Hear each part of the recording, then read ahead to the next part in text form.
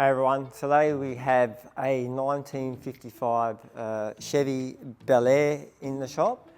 It's a car that I've done some time ago. It's a good friend of mine's car. I've been working on this car for probably over 10 years since he's had it.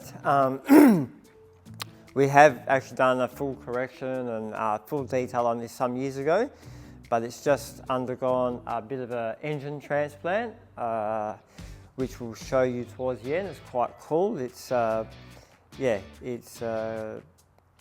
bit different, but a bit the same. So just stay tuned and wait for the end and we'll show you that. But in the course of being through workshops, tuning shops, getting the conversion done, obviously it's been exposed to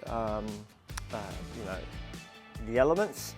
And not so much, it's had a bit of I won't say a failure, but an incident where oil has ended up all over the top of the roof and down the side of the car. Just, it wasn't nothing bad, but it's just one of those unfortunate things that happens when you're doing modifications and putting new things in cars. All these things sort of happen. They're all just niggling sort of issues. So with this one here, we'll show you what we did. It doesn't look, it looks probably more dirty than it needs, than so much more needing another correction.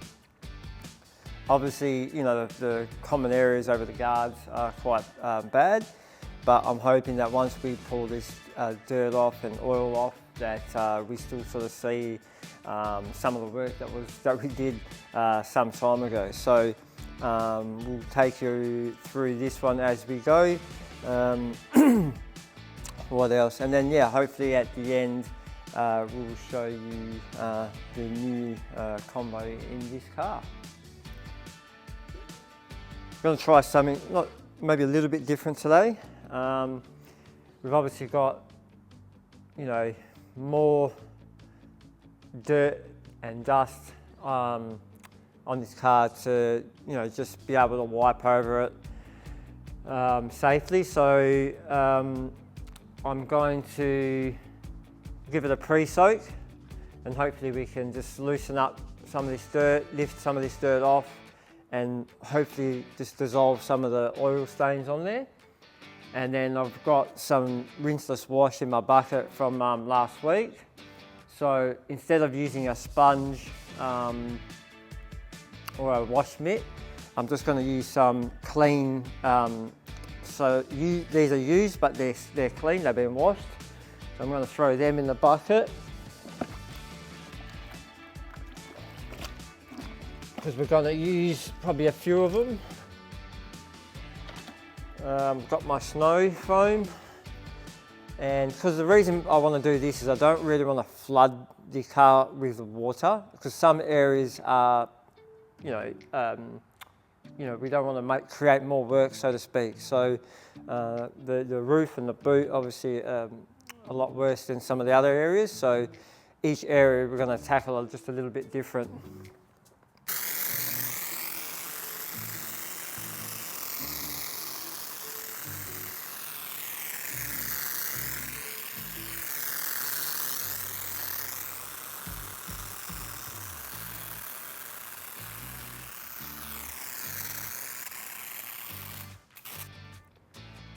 So you can see here, come a bit closer, we're already started, but you can see where the actual oil stains are there.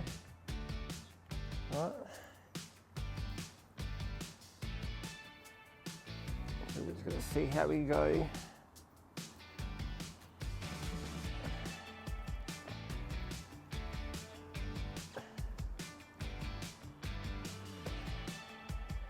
Right. Yeah, I'm just going to push a bit more on this, clean this short side to see if this oil comes off, and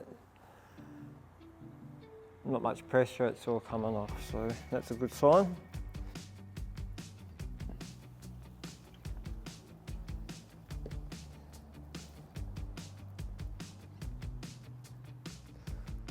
So now, I mean, normally if we were doing a different car, we'd probably get a drying towel. I'm just going to get the same cloths again, because I'm just going to end up throwing these into the wash, and they'll just go down the grade, and we'll just complete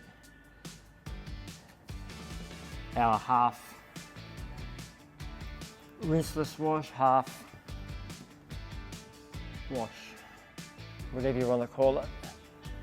But you can see there, and just with the light I can sort of see that it's there's not too much damage, you know, from the from all the dust and dirt. It has been a while since we've done this car, but I know my mate looks after it very well, so I wasn't expecting too much. But yeah, so the signs are good for us to get the dust off, oil off, and probably do a bit of, obviously we'll give the car a whole machine polish, but we're not going to have to go so aggressive other than probably the front guards and maybe some of the front end. The trims and wheels are a different story because they're quite stained.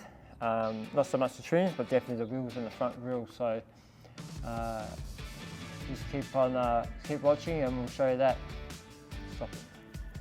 Or another consequence of taking your muscle car or your street machine to car shops or mechanic shops or whatever it is the is this sort of thing. Yeah, just in and out with dirty boots and stuff like that. So we're going to try and fix that today. Bit of an extraction here. We don't do much of that, but this is where that sort of style of detailing comes in handy.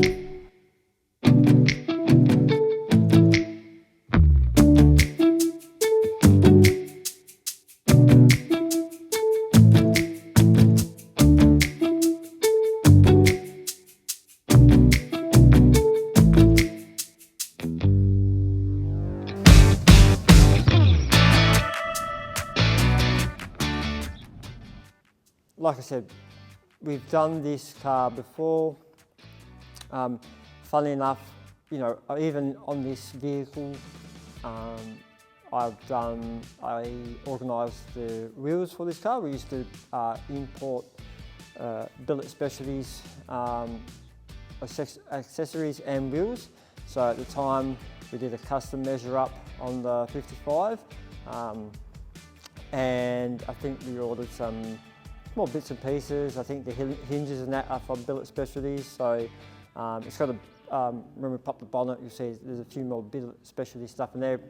Just purchased recently, not through me, but direct. So yeah, this is a really, really nice car, built in the States. Well, it's got to be over, if he's had about, I mean, he's probably had it 10-ish, 12 years. Before that, it was in the eastern states, and the importer from the eastern states yeah, purchased from a well-known body shop or a restoration place in America. So yeah, so and it's exact. I mean, this is probably the best spec for 55 Chevs. I think colour spec and everything. This is perfect. Now with the way the engine is, it's just I think it just finishes off really nice. So we'll pop the bonnet and I will show you. Yeah, it's sort of this new-ish sort of heart. As you can see, it looks like the original one. I've got these used to have 307s or 327s, maybe 350. I'm not sure if that made it into the 55. But yeah, if you can work it out, you know we're looking at something that's a bit more modern, EFI, but still retains that nice, authentic look. There's still a few bits and pieces to tidy up. Even probably going to change the booster and master cylinder changing. It's obviously just been out of the couple of shops where it's had some fabric done. They need to, because as you know, as most kits when you buy to do any sort of conversion, they don't always fit. So we know Lurch spent a lot of, from Lurch's fabrication, I know he spent a lot of time fabbing up the breather system. I think he did, he had to modify the exhaust. So they tried to retain everything that was already in this car. I think he already had like a Turbo 700, so that stayed. So maybe a bit of a cross member adjustment. Engine mount had to be remade. The kit one didn't work. I think the rocker covers needed a bit of massaging. So, but they all got it looking factory and nice and tidy. So credit to Lurch's Fab. I know Biaggi, I think it's from OBS, just around the corner here, did you know, the bulk of the work and the heavy lifting on it. You probably see when we do the walk around inside, it's the clock is just out to be repaired. So that interior is really, you know, it's you know, nice and simple. So this still runs all its, you know, still just running, everything's working, aircon, power steering, you know, alternator, yeah. So all the creature comforts of a new vehicle in a 1955 Chevy Belair. So be it that it's my mate's car, it's still, you know, it's, I really like this car, and I think, you know, most people, you know, when we always have this around, everyone gravitates to this car.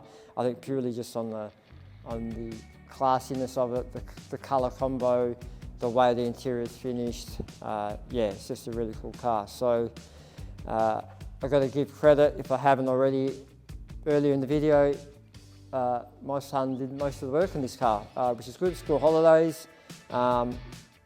Obviously we weren't doing any sort of major sort of correction. I sort of handled that sort of stuff on top of the guards and that, but he machine polished the whole car. He metal polished all the wheels and trims and chrome. He did the extraction on the carpets. So he's pretty much, you know, to the point where he's actually almost done a full sort of what we call maybe our enthusiast detail, or by himself. He did the waxing as well. So yeah, he's starting to get into the swing and momentum, and hopefully the more he does, the less I have to do, or at least physically anyway. So it was good having him help me with this car, and being it's a mate's car, I'm sure he would be more than happy to have him work on it too. So I think that might be a sort of a wrap for this one. We'll take you for our usual, you know, start up and walk around. We'll show you a bit more of the interior. So just keep watching, and yeah, if I don't pop up at the end, we'll see you on the next one, guys. Thanks.